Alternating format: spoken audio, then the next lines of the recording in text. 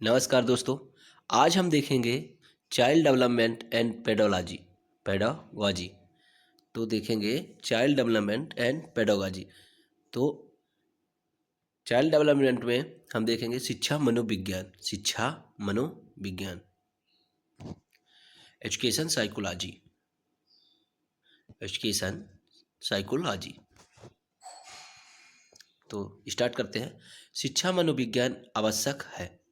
तो किसके लिए आवश्यक है शिक्षा मनोविज्ञान? शिक्षा एवं अभिभावकों के लिए। शिक्षा एवं अभिभावकों के लिए। अगला है, शिक्षा मनोविज्ञान का मुख्य संबंध सीखने से है। यह कथन किसका है? तो स्वरे एवं टेलफोर्ड का है। एक मनोवैज्ञानिक है, स्वरे एवं टेलफोर्ड। अगला है, मनोविज्ञान की आधारशिला किस पुस्तक में रखी गई है? मनोविज्ञान की आधारशिला किस पुस्तक में रखी गई है? तो मनोविज्ञान के सिद्धांत पर। किसके सिद्धांत पर रखी गई है? मनोविज्ञान के सिद्धांत पर। अमेरिका में प्रकाशित प्रिंसिपल ऑफ साइकोलॉजी, अमेरिका में प्रकाशित प्रिंसिपल ऑफ साइकोलॉजी के लेखक हैं तो विलियम जेम्स। कौन है? William James.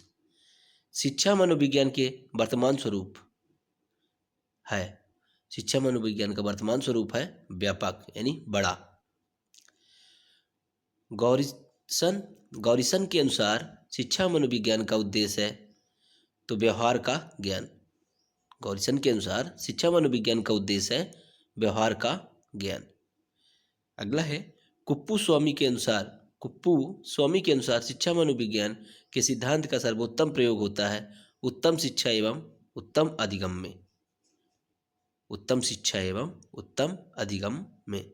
अगला है, शिक्षा मनोविज्ञान का प्रमुख उद्देश्य कोलेसनिक के अनुसार।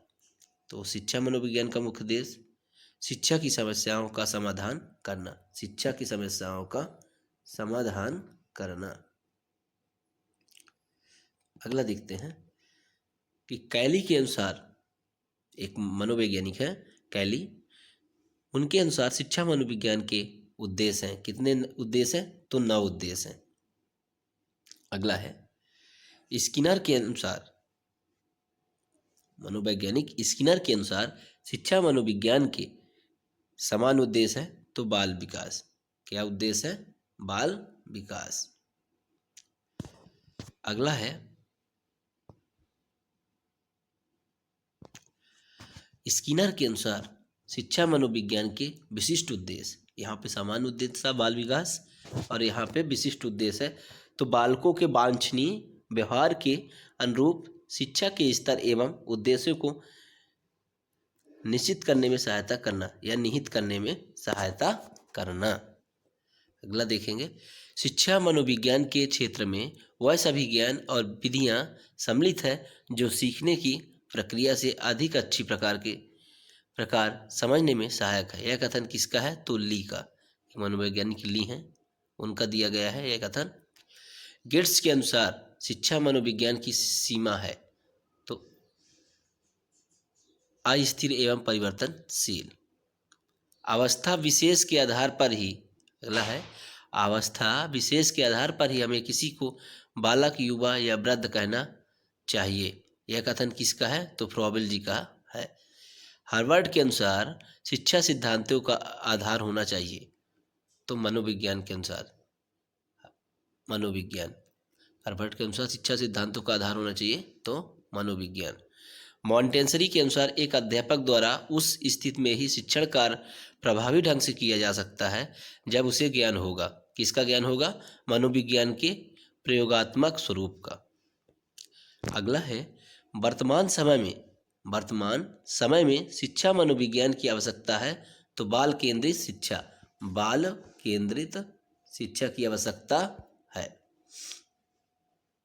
वर्तमान शिक्षा में शिक्षा मनोविज्ञान की आवश्यकता समझी जाती है तो सर्वांगीण विकास में। शिक्षा मनोविज्ञान का प्रमुख लाभ है तो शिक्षार्थी मधुर संबंध।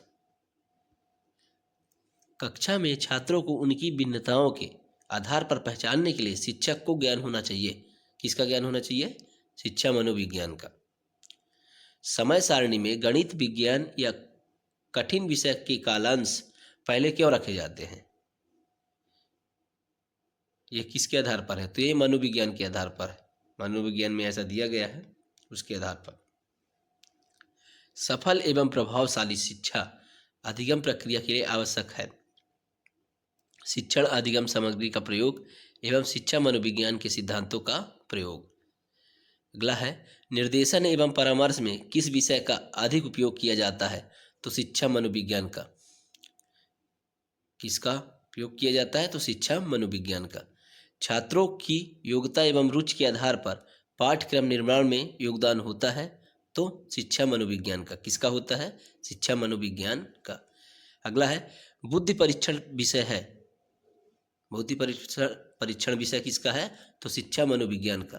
किसका विषय है? शिक्षा मनोविज्ञान का। अगला है, शिक्षक मनोविज्ञान के ज्ञान द्वारा बालकों की बुद्धि तथा रुचियों की जानकारी करके शिक्षा देता है एवं प्रकृति को जानकर शिक्षा देता है और आर्थिक स्थिति तथा पारिवारिक स्थिति की जानकारी लेकर ही शिक्षा देता है।